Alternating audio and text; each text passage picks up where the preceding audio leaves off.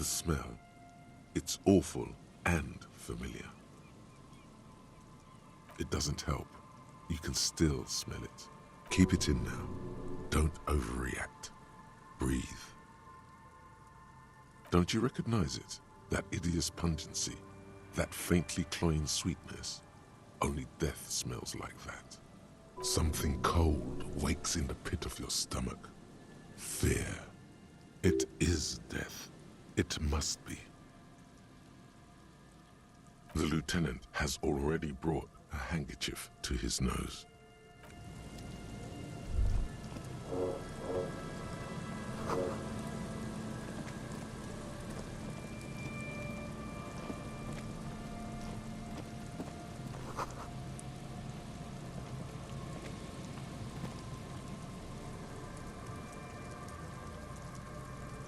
A man lies on the boardwalk, his limbs bent and neck turned at an unnatural angle. Right next to him is an empty bottle of spirits. In his cramped hand, a chewing gum wrapper. Half of his body has slipped between the cracked boardwalk, starting with the right leg. The fall has left him broken, contorted like a sad puppet. The smell is not as bad as a 2-week-old corpse, but it's definitely heading there. Hold on. Lividity is faintly pronounced. Whoever this is has been dead for 2 days. No longer. We need to investigate. Another dead body. This is your job. Steel yourself. Calm now. Carefully. Just another day. Just another dead body. Breathe. He's wearing mud-caked boots, beige trousers, and an old brown leather jacket with a bright blue lining. There are traces of kebab sauce on his chest. The leather jacket suits him well. It must be custom made. A cool leather jacket with a bolt of blue? Oh no, this sounds terribly familiar. You find some sunflower seeds and a rain-soaked library card folded into 2. His jacket feels sodden and heavy under your hand. Good. We should take a look at that library card after this is done. The man has fallen through a crack in the boardwalk and hit his head against the metal bench. Coagulated blood covers his black hair. One of his feet is still dangling through the hole. You have to be quite inebriated to fall that bad. Well over a liter of pure ethanol. 3 bottles of wine, or 1.5 of spirits. Or maybe it was just dark. His expression is dull, like the sea behind him. Drops of water shining on his mustache. His eyes, empty and wide, look frightening in their frozen gaze. Height, 170 to 175 centimeters. Curly hair, stout build. Age, approximately 50 to 60 years. He was confused when he died. Confused and alone, most likely. Overcome with the awful surprise of it all. He was just about to head home. The first step back home proved to be his last. That's what the chewing gum seems to point to as well. There's some dried blood on the metal bench, right where the corpse's head rests. The floorboards are rotten and slippery wet around the hole. An empty bottle lies nearby. A chewing gum wrapper is clutched in his fist. The entire boardwalk creaks in the wind as you take a step back.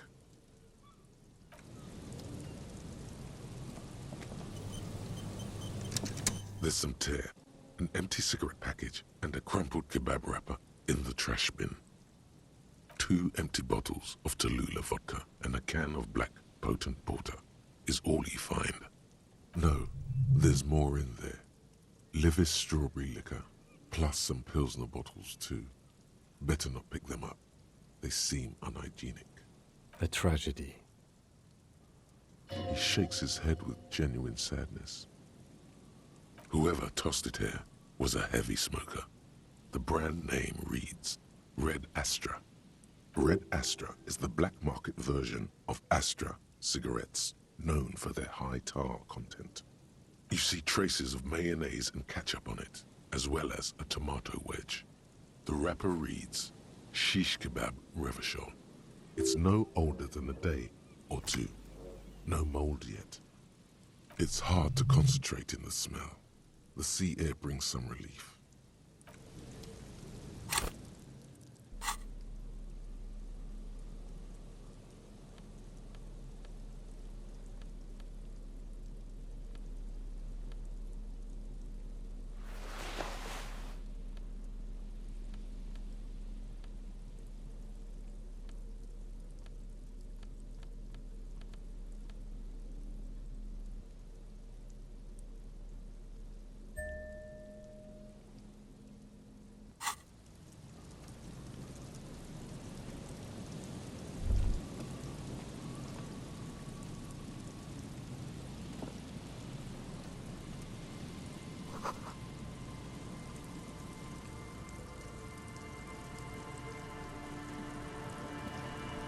A man lies on the boardwalk, his limbs bent and neck turned at an unnatural angle. Right next to him is an empty bottle of spirits. In his cramped hand, a chewing gum wrapper. Looks like one of the locals. He'd have to know this spot to come here. You don't just walk over here. But that's just a lazy assumption. What do you think? A dead working-class man with a bottle in his hand? Don't deceive yourself. You know who this is. The woman you met at the book stand? Why do you think it's her husband? Because it's the most working-class death you've ever seen.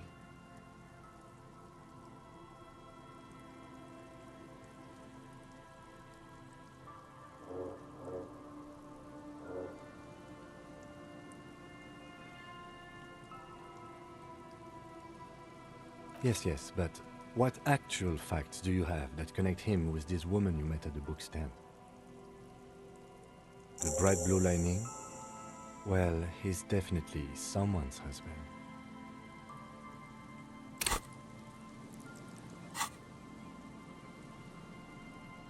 The man has fallen through a crack in the boardwalk and hit his head against the metal bench. Coagulated blood covers his black hair. One of his feet is still dangling through the hole. You have to be quite inebriated to fall that bad. Well over a liter of pure ethanol. 3 bottles of wine or 1.5 of spirits. His expression is dull, like the sea behind him. Drops of water shining on his moustache. His eyes, empty and wide, look frightening in their frozen gaze. Height, 170 to 175 centimeters. Curly hair, stout build. Age approximately 50 to 60 years. He was confused when he died. Confused and alone, most likely. Overcome with the awful surprise of it all. He was just about to head home. The first step back home proved to be his last.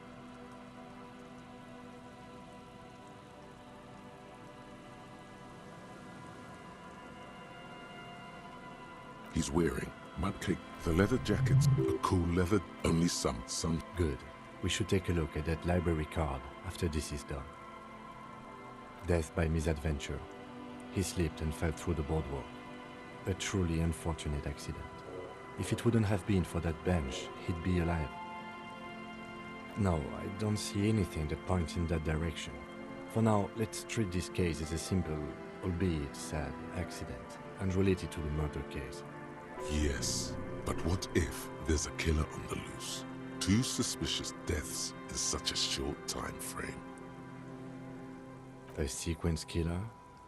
There's nothing that connects those 2 bodies. This is a completely different case, an accident. What if all of this is staged? He could have seen something that night in the yard.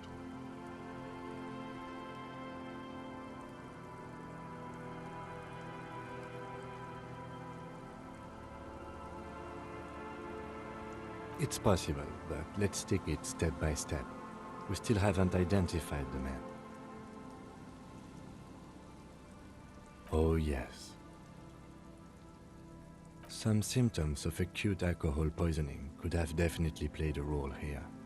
Severe confusion, respiratory depression, unpredictable behavior. But I think that death arrived through head trauma, not liver failure. What about it? The deceased ate some kebab. It's probably from a nearby place, maybe in the parks. They'll seal this place off after the news reaches the coalition officials. I doubt that they have enough resources to actually repair the boardwalk. Not that sealing it off would keep anyone away. All it does is keep the city council's hands clean. It does seem to be a pretty straightforward misadventure, although there's still a question of identifying the body. From where I stand, I can see two options. We either take the case and follow the leads to identify the body on our own, or we report back to the station and leave this for our colleagues to handle. A field autopsy isn't necessary if the cause of death doesn't appear to be criminal, and this looks like a simple accident to me. I'd say we should just write down head trauma in the autopsy report and leave it at that. It would save us at least 2 hours of unnecessary work. Maybe, but we don't really have much time or resources to spare. The guys at processing will take care of the rest. Alright, we should first examine the library card you found. Then we can call the station from my kinema. Let them know we are taking the case.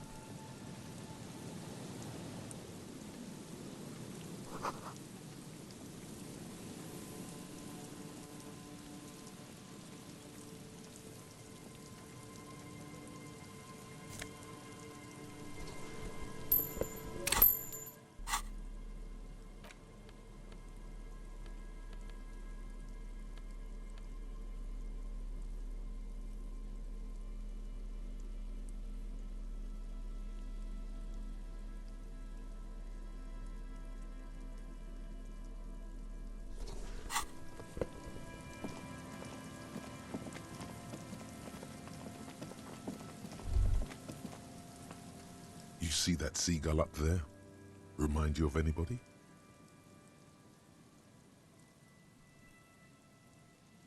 Exactly. Think about the seagull's story. It's one of endurance and adaptation. The seaside was paradise once. They were birds of that paradise. Then their paradise became shit city. And what did they do? They became urban survivors, eating burgers out of trash cans, killing and eating pigeons. No time for that sentimental bullshit. They're hustlers, getting shit done. They're one pair of track pants away from gangsters, just like you. You have. The body remembers.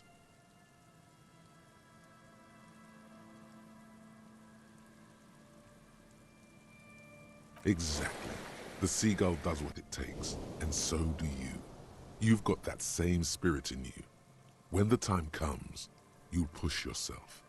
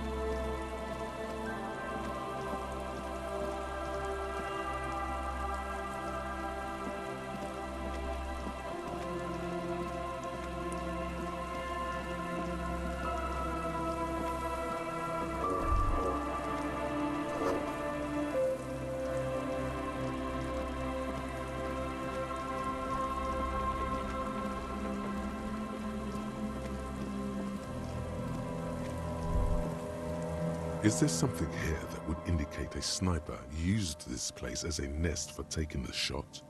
Just some urban detritus, a bottle, and a dilapidated old comms tower. In the distance, you can hear the breakers roar. I don't see it, officer. I don't see a person take a shot here and hit something there, in the whirling in rags. To warm his hands before pulling the trigger? Perhaps, but anyone could have made this.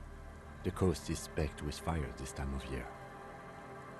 Truthfully, this seems like a very poor choice to take a 1.2 kilometer rifle shot from.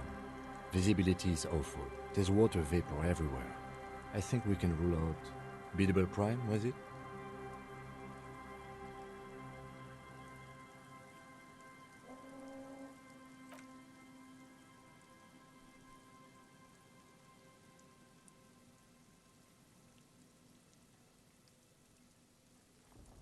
Those? A smoking assailant who favors Tumutiri to Astra or Joan? Cigarette butts are everywhere. This is a common brand for all men. Still, you felt it was important enough to make a mental note. That means something. You didn't pay attention to any of the other cigarette butts on the coast. There, 1.2 kilometers over the wave-crossed bay, through heavy, dark grey curtains of rain, you see the smallest rectangle, barely visible. A glowing light on the third floor of the whirling in rags. With binoculars, you would see a young woman's shape move behind the glass, her limbs long and slender. Smoking, drinking, being happy and elated, without you. Because you're here, freezing in the wind, aren't you? Doing your detective work.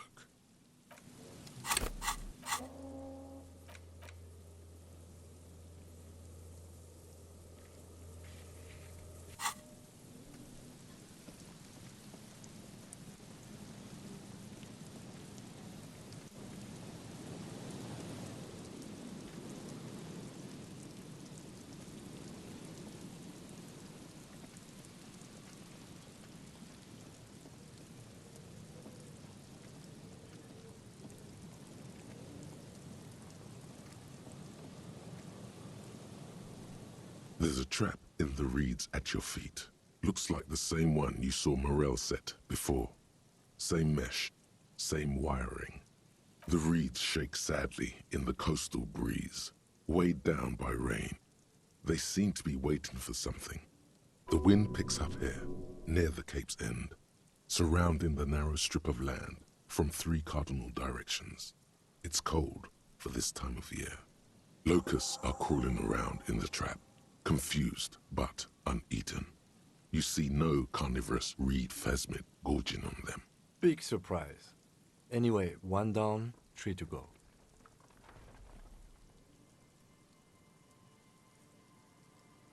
I meant no offense, just...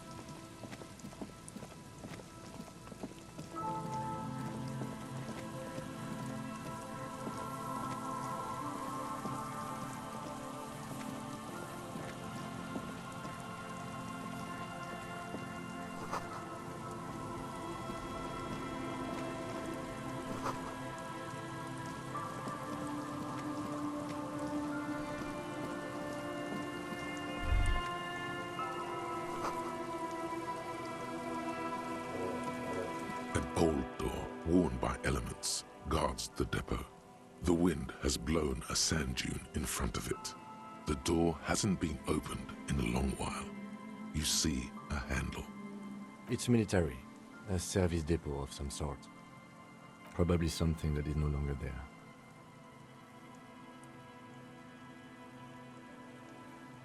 From here to the whirling, I can't see how. The church is in the way.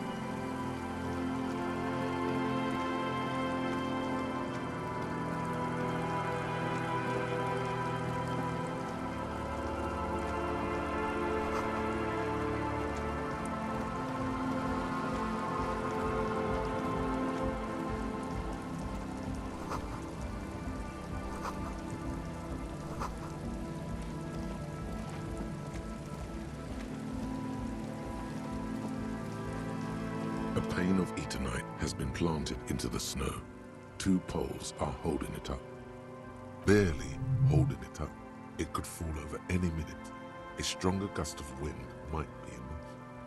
It looks like a makeshift bridge. Could be convenient.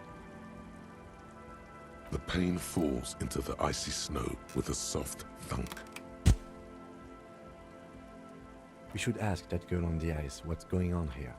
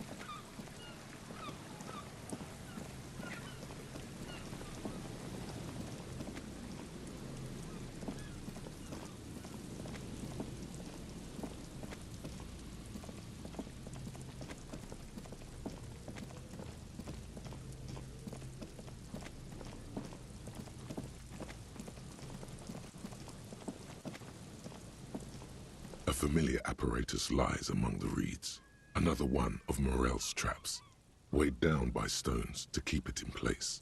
Behind you, the ruins of a residential building rise over the reeds, shielding them from the wind.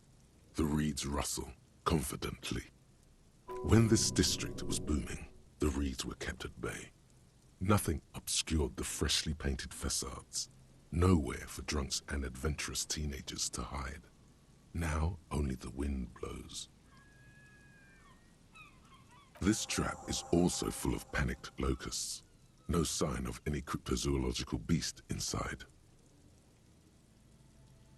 Another empty trap.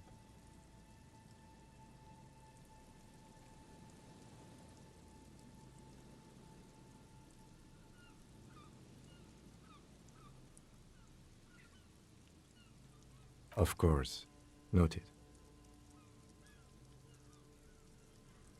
Behind you, the ruins of a residential building rise over the reeds, shielding them from the wind. The reeds rustle confidently. When this district was booming, the reeds were kept at bay. Nothing obscured the freshly painted facades. Nowhere for drunks and adventurous teenagers to hide. Now only the wind blows.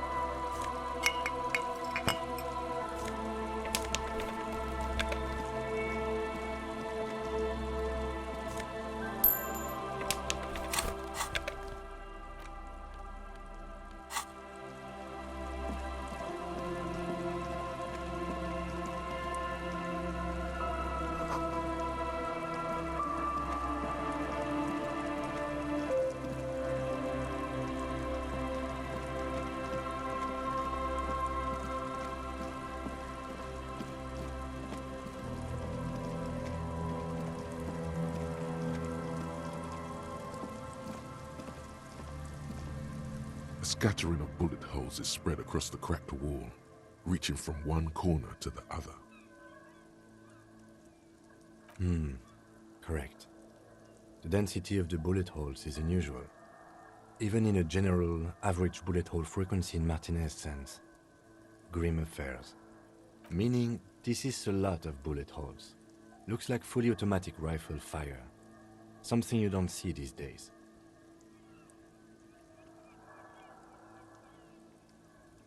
The manufacturing and sale of automatic rifles was curtailed after the revolution.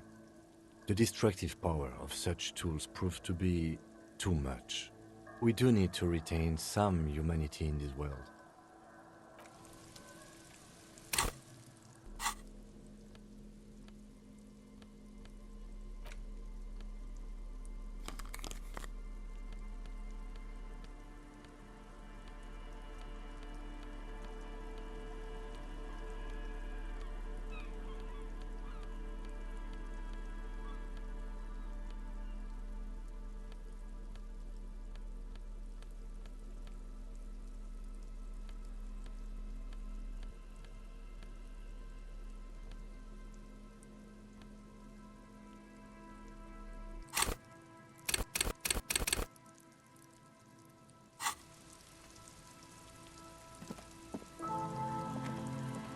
scattering of bullet holes is spread across the cracked wall, reaching from one corner to the other.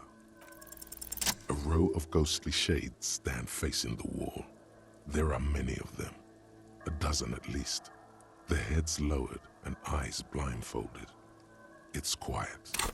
No sound, no movement.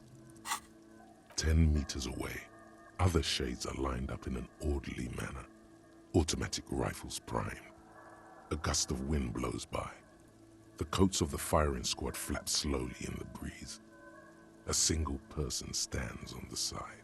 The morning sun rises beyond the horizon, radiating the first light of the day. The order was carried out at dawn. A long time has passed since the moment of this fusillading. Rain and brine have since washed all the blood away. Not a trace remains. The abundance of bullet holes leads to two options. Either an inordinate amount of executions were performed here, or they did not use a conscience round, where only one soldier has the loaded rifle. Looks like this was a mass execution with everyone fully armed. A host of men, probably in everyday clothes, ragged from the conflict and covered in dust. They were not sitting, a common practice for executions in some nations, as demonstrated by the height level of the bullet holes. They stand, facing the wall. It's impossible to discern any details about their personality or background. Ordinary people, familiar, each and every one of them. Collateral damage on the path toward normalcy and progress. Such is your belief, officer. Maybe you should change it. They were praying, screaming. 7 men in combat uniforms and dark coats, holding automatic rifles aimed at the people. Soldiers from some side, but from which one? The commandant, the one who gives the order. Machine gun fire crackling through the air, the lights of the muzzle flashes dancing on his face. I don't know. I don't know who died here, lined up beside that horrible wall. It could have been any of the parties involved in the revolution. Perhaps the ones executed here were the loyalist conservatives, killed by the communists at the start of the Civil War. Or it could have been the communists, put to death during the last stretch of the conflict by the coalition forces. It could even have been the employees of the failed R&D center down the coast, as their building was taken over by the revolutionaries. Or maybe... Yeah, it's very unlikely the coalition forces were the ones who died here. They were always the last ones against the wall. To be honest, if a coalition member was anyone in this situation, it was the commandant, the superior giving the orders. A cold sea wind blows away the figures.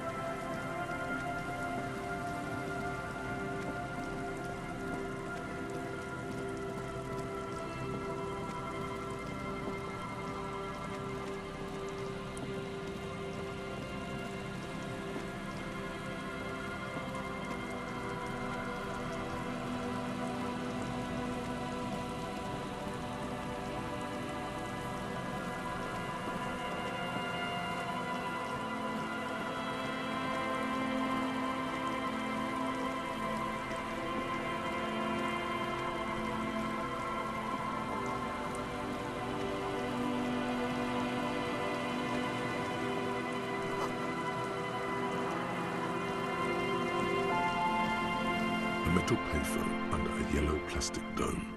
You could use it to call someone, unless you're out of change.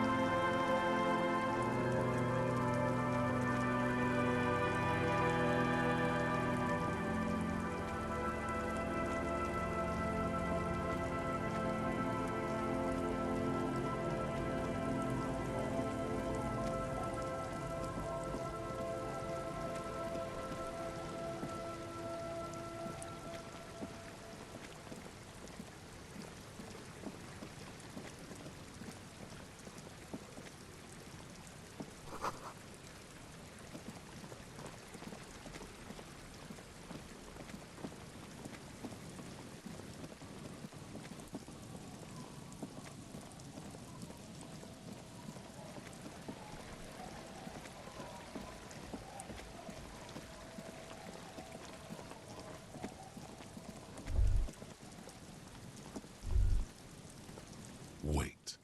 Take a longer look at yourself and how you're reflected in that slick chemical rainbow. What do you see? Metaphor. It's always metaphor.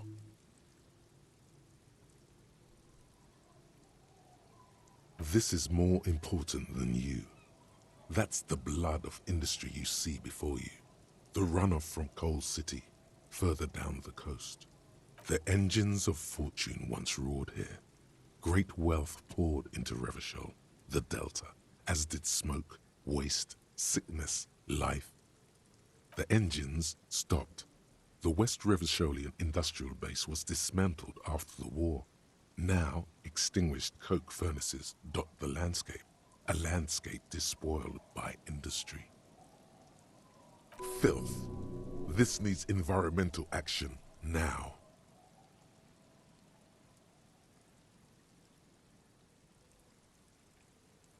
Perhaps you could dedicate your life to cleaning it up, but you're a cop. You must concern yourself with different messes. Even so, it's pretty to think.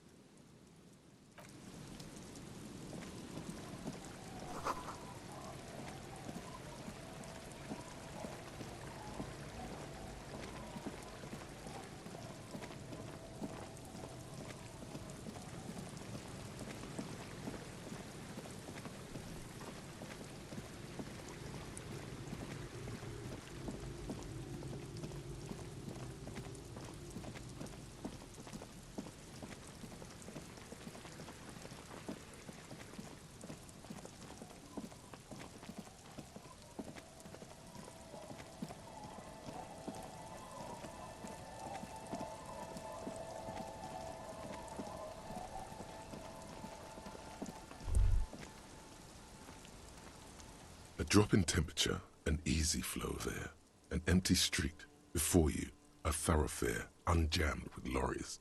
No more drivers smoking on hitch steps. Just silence. Chemically sweetened. Across the road, a forgotten bus stop. Corrosion has opened a hole in its roof. An elm tree watches over the building.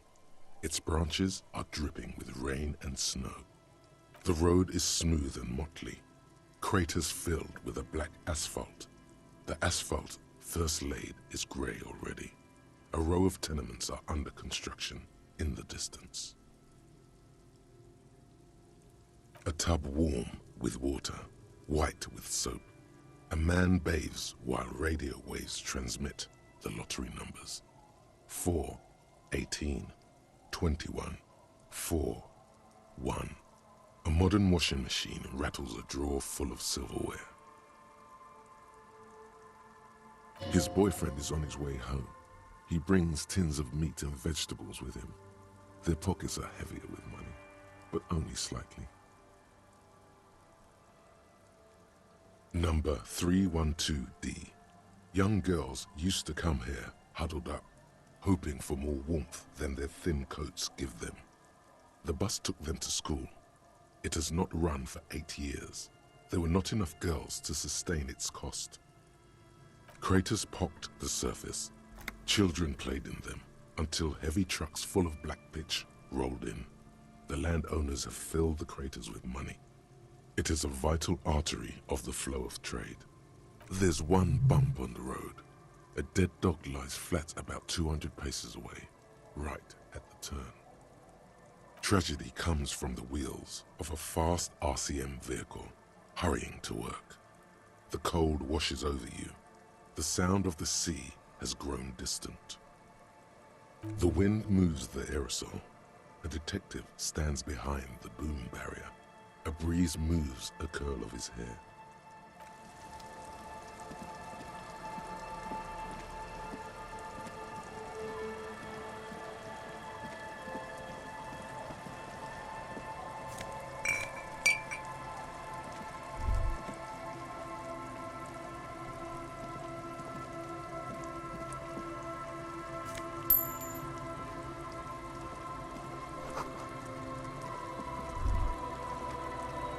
You stop mid-step and put your hand on a garish necktie.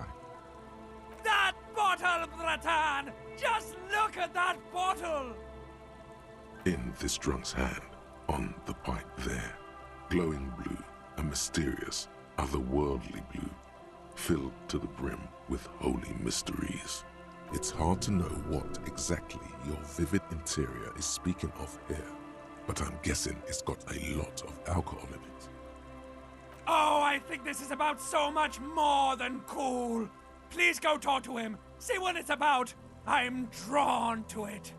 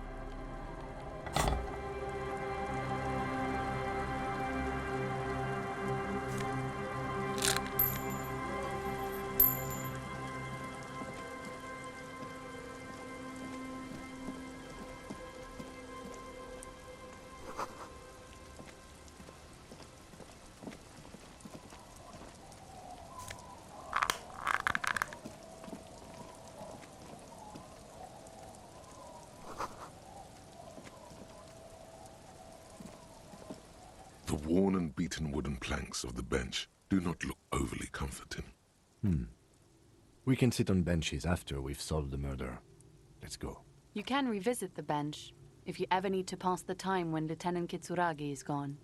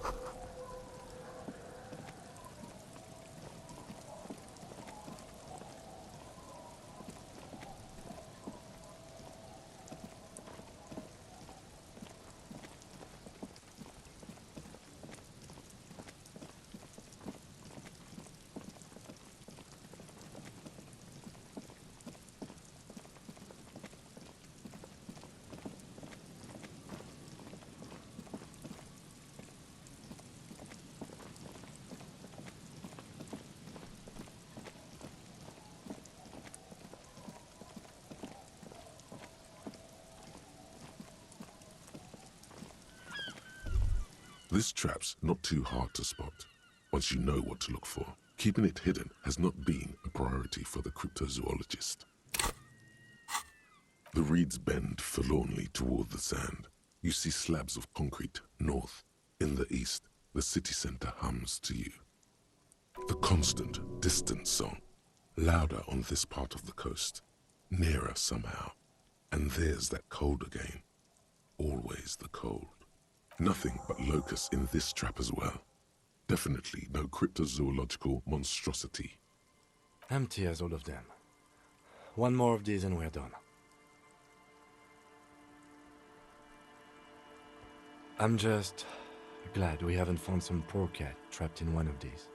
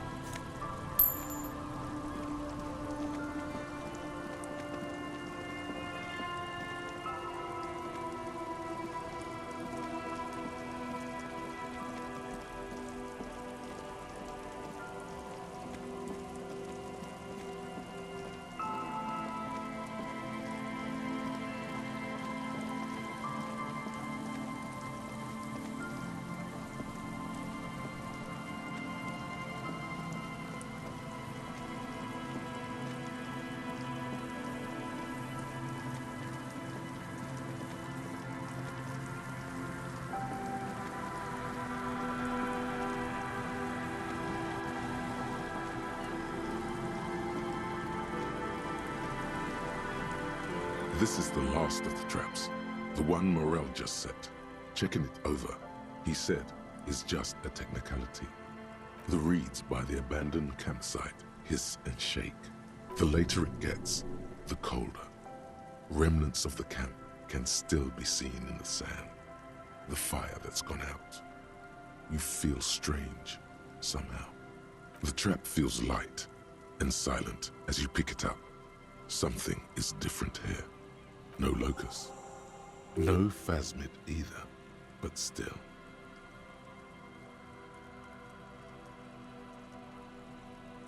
Well, the bait worked on something. This doesn't mean it was a reed monster, though. Unless you see one in there, I just see an empty trap. The netting is a little untidy, messier than the others. Like someone or something picked the trap up and shook it before dropping it back down on the ground.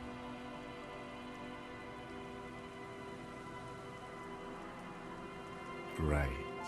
Anyway, that's for the cryptozoologists to figure out now. We are not cryptozoologists, we are cops.